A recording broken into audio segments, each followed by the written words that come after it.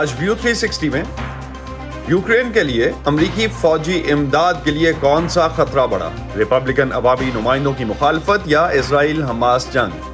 جانیں گے آج کے شو میں۔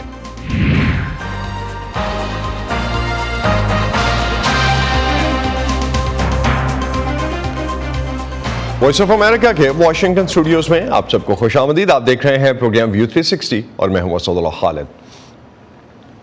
پچھلے سال فروری میں جب روس نے یوکرین پر حملہ کیا تو امریکہ اور اس کے اتحادیوں نے کھل کر روس کے خلاف یوکرین کی حمایت کی۔ امریکہ تب سے یوکرین کو اسلحے سمیت ہر طرح کی امداد فراہم کرتا آیا ہے، لیکن اکتوبر کے شروع میں حماس کے اسرائیل پر حملے کے بعد امریکہ کی تمام تر توجہ اسرائیل کی طرف ہوتی دکھائی دی اور یوکرین بظاہر پس منظر میں چلا گیا۔ یوکرین روس جنگ اس وقت ایک اہم موڑ پر ہے اور امریکی انتظامیہ یوکرین کو $60 ارب سے زیادہ کا ایک امدادی پیکیج دینا چاہتی ہے، جس کے لیے کانگریس کی منظوری لازمی ہے، لیکن کانگریس میں ریپبلکن اراکین اس پیکیج سے متفق نہیں ہیں، جس کی وجہ سے بائیڈن انتظامیہ کو مشکلات کا سامنا ہے۔ وائٹ ہاؤس نے خبردار کیا ہے کہ یوکرین کے لیے امریکی فنڈنگ اس ماہ کے آخر تک ختم ہو جائے گی اور امداد کی منظوری میں ناکامی یوکرین کو روس کے سامنے گھٹنے ٹیکنے پر مجبور کر سکتی ہے۔ صدر بائیڈن نے بھی کل کہا کہ یوکرین کو امداد نہ دینا امریکی مفادات کے خلاف ہوگا۔ آج کے پروگرام میں ہم جاننے کی کوشش کریں گے کہ کیا امریکہ میں یوکرین کے لیے حمایت میں کمی آ رہی ہے اور حماس اسرائیل جنگ یوکرین کے لیے امریکی امداد کو کیسے متاثر کر رہی ہے۔ لیکن سب سے پہلے چلتے ہیں اسرائیل اور غزہ میں جاری لڑائی پر۔ صحافی ہریندر مشرا سے اپڈیٹ لیتے ہیں۔ ہریندر، کیا اپڈیٹ ہے غزہ میں لڑائی کے حوالے سے؟ جی، اسرائیلی فوج کی طرف سے کہا جا رہا ہے کہ اب تک کی جنگ میں سب سے شدید جھڑپیں جو ہیں وہ پچھلے 24 گھنٹوں کے دوران ہوئی ہے۔ اسرائیل اپنی زمینی کارروائی جنوبی اور شمالی علاقوں دونوں جگہ پر وہاں پر جاری رکھے ہوئے ہے اور اسرائیلی فضائی حملے بھی لگاتار غزہ پر ہو رہے ہیں۔ اسرائیلی فوج کے ایک ترجمان نے تھوڑی دیر پہلے بتایا کہ اسرائیلی فضائی حملے تقریباً 250 حماس کے ٹھکانوں پر ہوئے ہیں اور اسرائیل کی جو کارروائی چل رہی تھی شمالی علاقوں کے 3 بڑے پناہ گزینوں کے علاقوں میں، شجائیہ، شتی اور جبالیہ کے ریفیوجی کیمپس میں، وہ اس میں بہت ہی شدید جھڑپیں وہ کہہ رہے ہیں کہ ہوئی ہیں۔ اس میں 7 فوجی جو ہیں پچھلے 48 گھنٹوں کے دوران مارے گئے ہیں۔ اب تک کل 83 اسرائیلی فوجی مارے جا چکے ہیں اور وہیں خان یونس کا علاقہ جو کہ سب سے بڑا علاقہ ہے جنوبی غزہ کا، اس سے اسرائیل نے پوری طرح سے گھیر لیا ہے۔ یہاں پر مقامی میڈیا میں اس طرح کی خبریں بھی آ رہی ہیں کہ ایک مکان جو ہے جسے اسرائیلی فوج نے گھیر رکھا ہے وہ حماس کے سربراہ یحییٰ سنوار کا گھر ہے، لیکن اس میں وہ اندر ہیں یا نہیں اس کی کوئی جانکاری نہیں ہے۔ لیکن کل ملا کر کے جی ایک چیز، اگر اسرائیل کی طرف سے جو دعویٰ کیا جا رہا تھا، آپ نے کہا کہ مکان کو جو گھیرے میں لیا گیا، اس حوالے سے میڈیا میں کچھ قیاس آرائیاں ہو رہی ہیں، لیکن غزہ کے نیچے حماس کی سرنگوں کے حوالے سے اسرائیل کا دعویٰ تھا، کیا وہاں تک پہنچ چکی ہیں اب تک اسرائیلی فورسز؟ جی، اسرائیلی فوج کی طرف سے ہر روز لگاتار یہ بات کہی جا رہی ہے کہ کئی سارے جو سرنگ ہیں ان کو انہوں نے تباہ کر دیا ہے۔ اب یہاں پر اس طرح کی بات کی جا رہی ہے کہ تقریباً 500 کلومیٹر کا ایک سرنگ کا نیٹ ورک ہے زمین کے نیچے، یعنی کہ ایک پورا شہر جیسے بسا ہوا ہے زمین کے نیچے، اور اسی کا استعمال جو ہے حماس کے کارکن مسلسل کرتے رہے ہیں۔ یہاں پر یہ کہا جا رہا ہے کہ جب تک یہ سرنگوں کا جو نیٹ ورک ہے اسے پوری طرح سے اسرائیل تباہ کرنے میں کامیاب نہیں ہوتا ہے، تب تک حماس کے خلاف جو جنگ ہے وہ جیتی نہیں جا سکتی۔ جن 3 مقاصد کو لے کر کے اسرائیلی فوج وہاں غزہ میں داخل ہوئی تھی، ان میں ابھی تک انہیں کسی طرح کی کامیابی ملتی ہوئی اس طرح سے نظر نہیں آ رہی ہے، کیونکہ وہ تینوں میں ابھی تک فی الحال ناکام ہے۔ اور یہاں پر اس طرح کی بات کی جا رہی ہے کہ اس میں کئی اور ہفتے لگ سکتے ہیں۔ جو اسرائیلی بے گھر ہوئے تھے اور یہاں پر اسرائیل کے سینٹرل علاقوں میں لا کر کے انہیں ہوٹلوں میں رکھا گیا ہے، انہیں بھی کہا گیا ہے کہ وہ مینٹلی تیار رہیں کہ ہو سکتا ہے کہ یہ کارروائی جنوری تک چلے۔ اور یہاں پر وال اسٹریٹ جرنل میں ایک بھی خبر آئی ہے سرنگوں کو لے کر کے، جس میں یہ کہا گیا ہے کہ اسرائیلی فوج وہاں پر سی واٹر جو ہے ڈال کر کے اور سرنگوں کو تباہ کرنے کی تیاری کر رہی ہے۔ اس کو لے کر کے یہاں بھی سوال ہوئے ہیں۔ لاسٹ پہ میں آپ سے جاننا چاہوں گا، امریکہ نے کل مغربی کنارے میں انتہا پسند یہودی آبادکاروں کی طرف سے جو فلسطینیوں کے خلاف پرتشدد کارروائیاں ہو رہی تھیں، ان سب ملوث جو لوگ تھے ان پر ویزا کی پابندیاں عائد کی ہیں، کیا فرق پڑے گا اس سے ان پہ؟ جی بالکل، یہاں پر ویزا ایکسیمپشن کو لے کر کے جو ہے کافی لوگ جو ہے ایک ایکسائٹمنٹ دیکھا جا رہا تھا، اور پھر اس طرح کی جب بات آئی ہے اس کو لے کر کے، یہ صاف طور پر یہاں کے جو انتہا پسند تنظیمیں ہیں ان کو امریکہ یہ ایک میسج دینا چاہتا ہے کہ جس طرح کی وہ حرکتیں کرتے رہے اور جس طرح غرب اردن میں وہ فلسطینیوں کے وہاں پر اولیو فارمز کو یا پھر عام جو فلسطینی شہری ہیں انہیں جس طرح سے وہ پریشان کرتے رہے ہیں، وہ امریکہ اس کا بالکل سپورٹ نہیں کرتا، اور امریکہ یہ بھی کہنا چاہتا ہے کہ اگر اس طرح کی چیزیں، اس طرح کی حرکتیں ہوتی رہیں تو اس کا جو سپورٹ اسرائیل کو ایک دم بالکل انکنڈیشنل جو سپورٹ ملا ہوا ہے اس کو جاری رکھنا مشکل ہوگا۔ تو اس کے مد نظر یہاں پر باقی بھی سیاسی جو تنظیمیں ہیں وہ کافی ناراض دکھ رہی ہیں، اور انتہا پسند تنظیموں کو وہ مسلسل ان کے طرف سے یہ کہا جا رہا ہے کہ وہ اپنی حرکتیں جو ہیں اس کو ٹھیک کریں، وہ اس طرح سے عام فلسطینی شہریوں کو غرب اردن میں پریشان نہ کریں۔ بہت بہت شکریہ ہریندر، آپ ہمیں اپڈیٹ کر رہے تھے اس وقت جو صورتحال ہے غزہ میں، اور اس کے علاوہ جو ریسنٹلی خان یونس کے پہ جو حملہ ہوا ہے اس میں جو کرنٹ سچویشن ہے اس پہ آپ نے ہمیں بتایا۔ بہت شکریہ آپ کا۔ فروری 2022 میں روس کے یوکرین پر حملے کے بعد شروع ہونے والی جنگ میں اب تک امریکہ یوکرین کو $111 ارب کی امداد دے چکا ہے۔ وائٹ ہاؤس کے مطابق اس امداد میں تقریباً $67 ارب کی فوجی، $27 ارب کی معاشی اور $10 ارب کی انسانی ہمدردی کی بنیادوں پر دی جانے والی امداد شامل ہے۔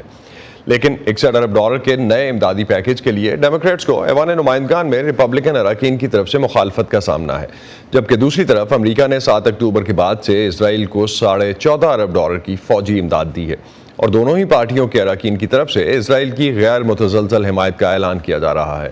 یہی نہیں، اسرائیل کے قیام سے اب تک امریکہ اسرائیل کو فوجی امداد دینے والا سب سے بڑا ملک ہے۔ ریپبلکن اور ڈیموکریٹ دونوں پارٹیوں کے صدور کی حکومتوں نے کئی دہائیوں تک اسرائیل کے لیے فوجی امداد کی منظوری دی ہے۔ دوسری جانب یوکرین کے دارالحکومت کیو اور دیگر شہروں پر روس کے فضائی حملے جاری ہیں۔ یوکرینی حکام کا کہنا ہے کہ ملکی فضائی حدود کی حفاظت اس کے اتحادیوں کے ہتھیاروں سے کی جاتی ہے، جن میں US Avenger air defence missile system نمایاں ہے۔ مزید جانتے ہیں اس رپورٹ میں۔ یہ یوکرینی جنگجو فیسٹول کے نام سے جانے جاتے ہیں۔ اس سے پہلے وہ کیو میں فرنیچر بناتے تھے، اب ایونجر نامی امریکی طیارہ شکن میزائل نظام کو آپریٹ کرتے ہیں۔ ہم شاہد ڈرونز اور میزائلز پہلے ہی مار گرا چکے ہیں۔ فروری 2023 میں انہیں اور بہت سے دیگر اہلکاروں کے ساتھ ایونجر ایئر ڈیفنس سسٹم کی تربیت حاصل کرنے کے لیے بیرون ملک بھیجا گیا تھا۔ ان کے مطابق اس قسم کی تربیت میں عموماً کئی ماہ لگتے ہیں، لیکن ان کے پاس صرف 2 ہفتے تھے۔ اتنی تیز تربیت کی ایک وجہ روس کی انتہائی شدید گولہ باری ہے۔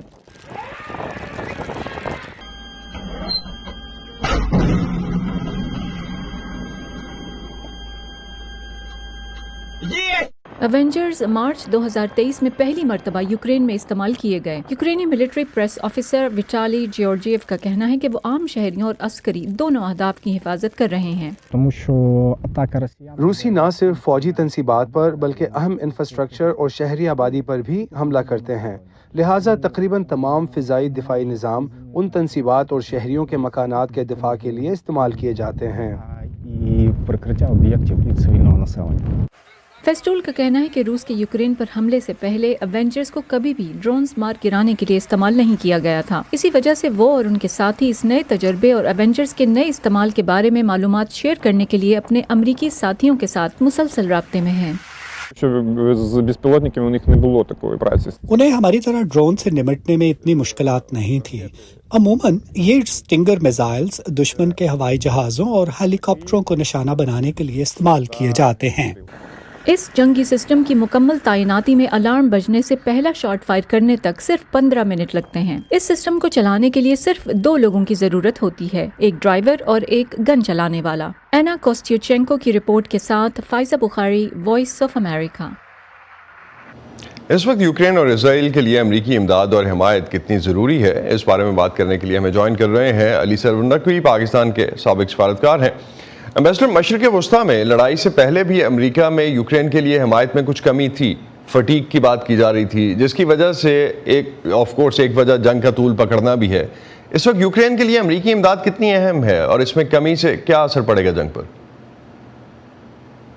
دیکھیے، یہ جنگ اس وقت جو ہے وہ اس کو کہتے ہیں انگریزی میں اسٹیل میٹ، کیونکہ نہ ہی روسی عسکری طاقت جو ہے وہ یوکرین پہ مسلط ہو پائی ہے، اور نہ ہی یوکرین، وہ تو ظاہر ہے کہ روس جیسے بڑے ملک کو کوئی خاص نقصان پہنچا پایا ہے.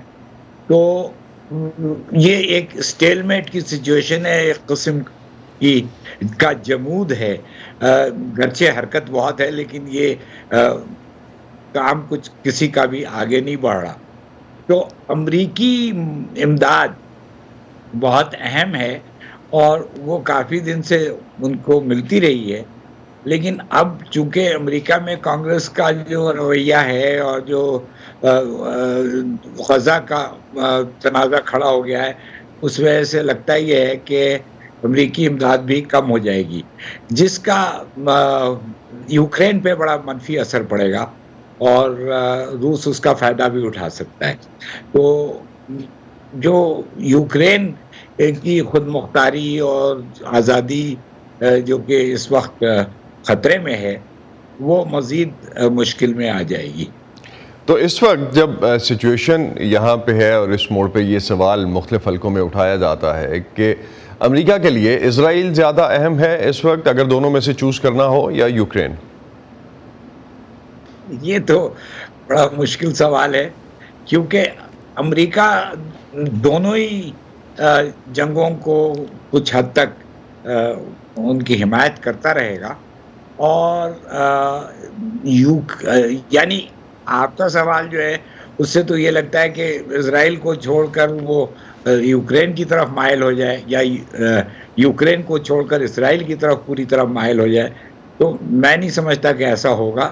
جو ان دا ریئل ورلڈ جو ریئل پولیٹک ہے اس کے تحت میرا خیال ہے کہ امریکہ دونوں سچویشنز کو ہینڈل کرنے کی کوشش کرے گا، اور اسی لیے ایک مگر اس کی وجہ اسی لیے دونوں طرف امریکی افسران اور ان کے وزیر خارجہ اینتھنی بلنکن باضابطہ ٹچ میں دونوں سے رابطہ رکھے ہوئے ہیں. لیکن یہ جو صورتحال ہے اس میں too little far too the gain will not be enough. یہ نہ تو اسرائیل کو کوئی اتنا سپورٹ ملے گا اور نہ ہی یوکرین کو، اور دونوں سچویشنز کچھ حد تک انسرٹن چل رہی ہوں گی. لیکن جب اسرائیل کی حمایت کی باری آتی ہے تو ہم دیکھتے ہیں کہ امریکہ کی دونوں پارٹیز متحد دکھائی دیتی ہیں. ایسے میں بائیڈن انتظامیہ کے لیے یوکرین کی امداد پھر جاری رکھنا کتنا مشکل ہو سکتا ہے؟ یہ درست ہے، مگر دیکھیے یوکرین میں جو امداد ہے وہ عسکری امداد ہے، اسلحہ کی فراہمی ہے، اور اسرائیل میں جو اسلحہ ہے وہ اسرائیل کے پاس کافی ہے. ہمیں حماس کے نہتے معصوم شہری ان کو مارنے کی جو ساری ان کے پاس آسائشیں ہیں وہ تو ایک المیہ ہے، انسانی المیہ ہے. تو میرا خیال ہے کہ یوکرین کو اس وقت تھوڑی بہت اسلحہ کی امداد تو ہوگی، لیکن اسرائیل کو اقتصادی اور مالی امداد میرا خیال ہے بڑھائی دی جائے گی. تو یوکرین کے لیے جو اس وقت آپ نے کہا کہ فوجی امداد چاہیے اور اس سال کے آخر تک کہا جا رہا ہے کہ ختم ہو جائے گی، امریکہ نے جو آلریڈی کوٹا اپروو کیا تھا، کتنا سسٹین کر سکے گا یوکرین اس کے بعد؟ یوکرین کو اور بھی جگہوں سے امداد مل رہی ہے، اور یورپی ممالک اس کو اقتصادی یا مالی امداد تو فراہم کر سکتے ہیں. تو یوکرین ابھی اس کو کچھ حد تک تو چلاتا رہے گا، لیکن ظاہر ہے کہ آخر وہ امداد کی حیثیت بھی مستقل طور پہ نہیں ہوگی، تو یوکرین کو نقصان ہوگا اور روس کو اس کا فائدہ ملے گا. بہت بہت شکریہ ایمبیسڈر، آپ ہمارے ساتھ تھے. ایمبیسڈر علی سر رونق بھی ہمارے ساتھ تھے، اور جس طرح کی سچویشن اس وقت بنتی دکھائی دیتی ہے اسرائیل اور یوکرین کے حوالے سے کہ امریکہ کس طرف زیادہ امداد دے گا، اس پہ ہم ان سے تجزیہ لے رہے تھے۔ بہت شکریہ ایمبیسڈر۔ 7 اکتوبر کو حماس کے اسرائیل پر حملے کے بعد ہزاروں اسرائیلی شہری پہلی بار آتشی اسلحہ خریدنے پر آمادہ ہو رہے ہیں، جس پر ملک کے اندر کچھ تنظیمیں اسلحے کے مضمرات کے بارے میں خدشات کا اظہار کر رہی ہیں۔ اسرائیلی شہری لیلا گروتسکی کا کہنا ہے کہ کچھ عرصے سے وہ گن خریدنے کے بارے میں سوچ رہی تھیں، لیکن جس چیز نے انہیں آخرکار اس فیصلے پر مجبور کیا وہ 7 اکتوبر کے واقعات تھے، جب حماس کے مسلح حملہ آوروں نے 20 سے زیادہ اسرائیلی برادریوں پر حملہ کیا اور 1200 مردوں، عورتوں اور بچوں کو ہلاک کیا۔ The stories coming out of down south were unbelievable. جنوب سے ملنے والی کہانیاں ناقابل یقین تھیں، مگر اس میں ایک طرح کی یہ امید کی کرن تھی کہ وہ لوگ جن کے گھروں میں آتشی اسلحہ تھا، جو مسلح تھے، اپنی حفاظت کرنے کے قابل ہوئے۔ اگر وہ ایسا نہ کر پاتے تو یہ حالات اس سے زیادہ خراب ہوتے۔ وہ ایک گن خریدنے اور اس کا استعمال سیکھنے کے لیے انسداد دہشت گردی اور دفاعی تربیت دینے والے اسکول کیلیبر 3 میں آئیں۔ انہوں نے تقریباً $1300 میں ایک گن خریدی اور تربیتی کورس کے لیے مزید $150 ادا کیے۔ ابتدا میں بندوق چلانے میں انہیں کچھ مشکل ہوئی، لیکن پھر وہ تیزی سے بہتر ہو گئیں۔ یعقوب ٹویتی فرانس سے اسرائیل منتقل ہوئے اور مغربی کنارے کے فلسطینی قصبوں کی سرحد کے ساتھ واقع یروشلم کے ایک محلے میں رہائش پذیر ہیں۔ وہ کہتے ہیں کہ انہوں نے آتشی اسلحے کے لائسنس کے لیے حماس کے حملے کے صرف 1 ہفتے بعد درخواست دی تھی، کیونکہ وہ گھر میں اپنی بیوی اور 2 چھوٹے بچوں کی حفاظت کرنا چاہتے ہیں۔ جب ہم نے دیکھا کہ 7 اکتوبر کو کیا ہوا، ہم نے فیصلہ کیا کہ اگلی بار ہمیں کسی بھی قسم کے حالات کے لیے مضبوط اور زیادہ تیار رہنے کی ضرورت ہے۔ میں ہمیشہ گن لینے کے بارے میں سوچتا تھا۔ کیلیبر 3 کے بانی شرون گارڈ کا کہنا ہے کہ حماس کے حملے کے بعد ان کی کمپنی میں آتشی اسلحے کی فروخت اور تربیت میں 2000% اضافہ ہوا ہے۔ ان کا کہنا ہے کہ عام شہریوں کو گن لائسنس کے اجراء کا طریقہ کار سخت ہے۔ وہ لائسنس کے لیے درخواست دیتے ہیں، پھر وزارت داخلہ ان کا بیک گراؤنڈ چیک کرتی ہے تاکہ یہ معلوم ہو سکے کہ وہ مجرم نہیں ہے، دہشت گرد نہیں ہے، نفسیاتی مریض نہیں ہے، وہ ذہنی اور جسمانی طور پر ہتھیار رکھنے کے قابل ہیں، اور اگر سب کچھ ٹھیک ہو تو وہ ان لوگوں کا انٹرویو کرتے ہیں، وہ انہیں کیلیبر 3 بھیجتے ہیں تاکہ ہم ان کی جانچ کر سکیں، انہیں تربیت دیں۔ اسرائیل کے قومی سلامتی کے سخت گیر وزیر اتمار بن گویر نے حال ہی میں اسرائیلی شہریوں کے لیے گنز حاصل کرنے کی شرائط میں نرمی کی اور ہنگامی صورتحال سے فوری طور پر نمٹنے کے لیے عام شہریوں کی ٹیموں کی تشکیل کا اعلان کیا۔ اسرائیلی اخبار ہاریٹس کے مطابق تقریباً 2.5 لاکھ اسرائیلی شہریوں نے لائسنسز کے لیے درخواست دی ہے اور صرف 4 کی درخواست مسترد کی گئی ہے۔ خواتین کے حقوق کے لیے سرگرم تنظیموں کو فکر ہے کہ گنز کے عام ہونے سے گھریلو تشدد کے واقعات میں یہ اسلحہ ان کے خلاف استعمال ہو سکتا ہے۔ عام شہریوں پر مبنی سیکیورٹی ٹیموں کو مسلح کرنے کے لیے اسرائیلی وزیر کی مہم مغربی کنارے میں یہودی آباد کاروں کو مسلح کرنے کی ان کی کوششوں سے الگ ہے۔ اقوام متحدہ اور انسانی حقوق کی تنظیموں کے مطابق 7 اکتوبر سے یہودی آباد کاروں نے کم از کم 9 فلسطینیوں کو قتل کیا ہے، لیکن ایسے اسرائیلی بھی جو مغربی کنارے کی بستیوں میں یا غزہ کی سرحد کے ساتھ نہیں رہتے، کہتے ہیں کہ وہ اپنی ذاتی سیکیورٹی کے بارے میں فکر مند ہیں۔ I wouldn't say it made me feel powerful. میں یہ نہیں کہوں گی کہ اس سے میں طاقتور محسوس کرتی ہوں، لیکن اس سے مجھے اضافی تحفظ کا احساس ملتا ہے۔ میں جانتی ہوں کہ ہماری فوج اور سیکیورٹی فورسز زبردست ہیں، لیکن وہ ایک لمحے میں وہاں نہیں پہنچ سکتے، اس لیے اس صورتحال کو یقینی طور پر کنٹرول کرنے کے قابل ہونا ضروری ہے۔ 7 اکتوبر کے واقعات سے بہت سے اسرائیلیوں کو صدمہ پہنچا ہے، چاہے وہ ذاتی طور پر متاثر نہ ہوں، اور ان کا کہنا ہے کہ وہ اس بات کو یقینی بنانے کے لیے ہر ممکن کوشش کریں گے کہ دوبارہ ایسا نہ ہو۔ لنڈا گراڈسٹین کے ساتھ ندیم یعقوب، وائس آف امریکہ۔ ایک طرف اسرائیل اور حماس کے درمیان حقیقی لڑائی جاری ہے اور دوسری طرف ایک اور جنگ ہے جو سوشل میڈیا پر ہو رہی ہے، جس کا اثر امریکی نوجوانوں پر بھی پڑ رہا ہے۔ جنگ سے متعلق نظریاتی تفریق کی وجہ سے کبھی کبھار نوجوان دھمکیوں کا یا تشدد کا سامنا بھی کرتے ہیں، لیکن کچھ گروپ نوجوان آبادی میں بڑھتی ہوئی کشیدگی کو مکالمے کے ایک موقع کے طور پر دیکھ رہے ہیں۔ اسرائیل اور حماس کی جنگ کے آغاز سے ہی تمام تازہ ترین پیش رفت اور آرا پر سوشل میڈیا کی گرفت مضبوط رہی ہے، لیکن امریکہ میں سیاق و سباق کے بغیر پیش کی جانے والی یہ تمام غیر فلٹر شدہ معلومات الجھن کا باعث اور گمراہ کن ہو سکتی ہیں، خاص طور پر سیاسی سوچ رکھنے والے نوجوان بالغوں میں۔ ہر کوئی مسلسل آن لائن یہود دشمن یا فلسطین کی حمایت میں یا اسرائیل نواز بہت سارے مواد کا سامنا کر رہا ہے۔ مجھے تو انسٹاگرام ریلز پر اس کے علاوہ کچھ نظر نہیں آتا اور اس سے ذہنی نقصان ہو سکتا ہے۔ میں یہ بھی کہوں گا کہ ایک نوجوان طالب علم کے لیے یہ واقعی ایک خوفناک صورتحال ہے۔ واشنگٹن کے علاقے کے کالج کیمپسز میں طلبہ اپنے ہم خیالوں کو تلاش کر رہے ہیں، چاہے وہ اسرائیل کے حامی ہوں یا فلسطین کے۔ امریکن مسلمز فار پیلسٹائن سے منسلک طاہر حرز اللہ کہتے ہیں کہ اسرائیل اور فلسطینی یکساں طور پر غم و غصے کے اظہار کے لیے باہر نکلے ہیں۔ ہماری یہاں کی کمیونٹی، فلسطینی نژاد امریکی کمیونٹی، جیسا کہ آپ ہزاروں کی تعداد میں دیکھ سکتے ہیں، اپنے غم و غصے کا اظہار کرنے کے لیے باہر نکل آئے ہیں۔ جب سے حماس کے عسکریت پسندوں نے 7 اکتوبر کو اسرائیلیوں پر حملہ کیا، جس کے نتیجے میں 1200 افراد ہلاک ہوئے، بہت سی سوشل میڈیا پوسٹ اور مین سٹریم میڈیا کی رپورٹس نے اسرائیل کے غزہ کے محاصرے پر توجہ مرکوز کی ہے، جس کے نتیجے میں غزہ میں حماس کے زیر انتظام وزارت صحت کے مطابق 14,000 سے زائد افراد ہلاک ہو چکے ہیں۔ غزہ پر اس طرح کی توجہ ویڈیو سٹریمنگ پلیٹ فارم ٹک ٹاک کے اعداد و شمار کی وضاحت کر سکتی ہے، جس میں 13 نومبر تک #فری پیلسٹائن والی ویڈیوز کی تعداد اسٹینڈ ود اسرائیل # والی ویڈیوز کی تعداد سے 29 لاکھ زیادہ تھی۔ تاہم خود ٹک ٹاک نے خبردار کیا ہے کہ #ٹیگز کے ایسے موازنے بے حد ناقص اور ضروری سیاق و سباق سے عاری ہوتے ہیں، لیکن دوسری تحقیق سے معلوم ہوا ہے کہ نوجوان بالغ امریکیوں میں فلسطینیوں کے لیے ہمدردی 7 اکتوبر سے پہلے سے بڑھ رہی تھی۔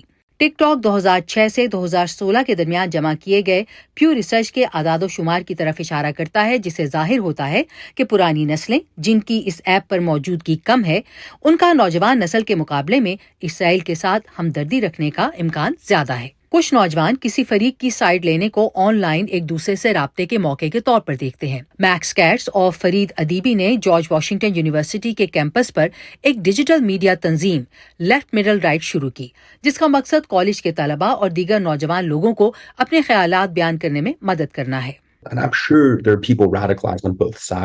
مجھے یقین ہے کہ دونوں طرف ایسے لوگ ہیں جو بنیاد پرست ہیں، لیکن ان کی اکثریت وہ ہیں جو بس بحث میں زیادہ ملوث ہوتے ہیں اور اپنی شناخت اور آباء و اجداد کے زیادہ عکاس ہوتے ہیں۔